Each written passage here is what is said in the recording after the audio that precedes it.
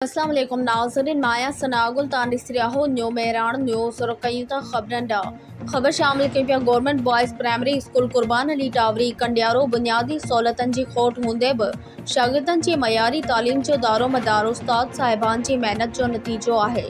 इन हवाले सां लाइन ते मौजूद आहे कंडियारो मां जमील अहमद सरगाणी। जी जमील, कहिड़ा तफ़सील आहिनि, आगाह कजो। जी सना, मां तव्हांखे ॿुधाईंदो हलां त गवर्नमेंट बॉयज़ प्राइमरी स्कूल कुर्बान अली टावरी कंडियारो बुनियादी सहूलतनि जी खोट हूंदे बि शागिर्दनि जी मयारी तालीम जो दारो मदार उस्ताद साहिबान जी महिनत जो नतीजो आहे। स्कूल में बुनियादी सहूलतनि में स्टाफ ऐं फंडनि जी खोट सबबि स्कूल मसइलनि जो शिकार।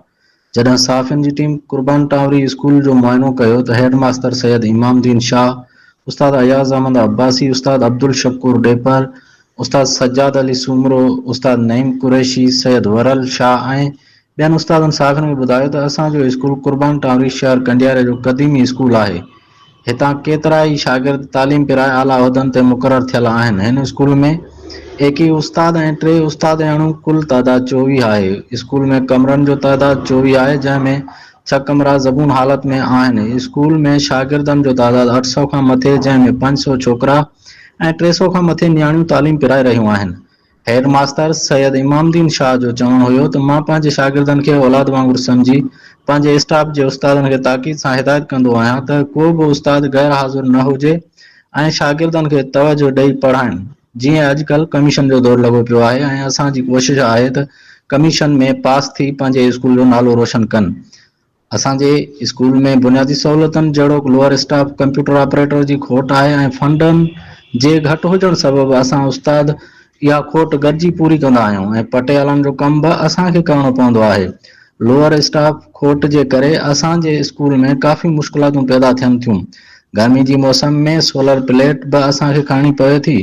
एॾे वॾे स्कूल में हिकु पटेवाल आहे जेको पंहिंजी ईमानदारी सां ड्यूटी करे रहियो आहे। हिन स्कूल में 4 खां 5 पटियालनि जी ज़रूरत आहे जेकी मुक़रर कया वञनि। गवर्नमेंट तरफ़ां SMC फंड खां सवाइ ॿियो को बि प्रोजेक्ट नथो ॾिनो वञे। हिन वधीक चयो त असांजे स्कूल कुर्बान अली टावरी में ग़रीब शागिर्द तालीम हासिल करे रहिया आहिनि ऐं सरहदी वारा माण्हू पंहिंजनि ॿारनि खे प्राइवेट स्कूलनि में तालीम ॾियारे रहिया आहिनि।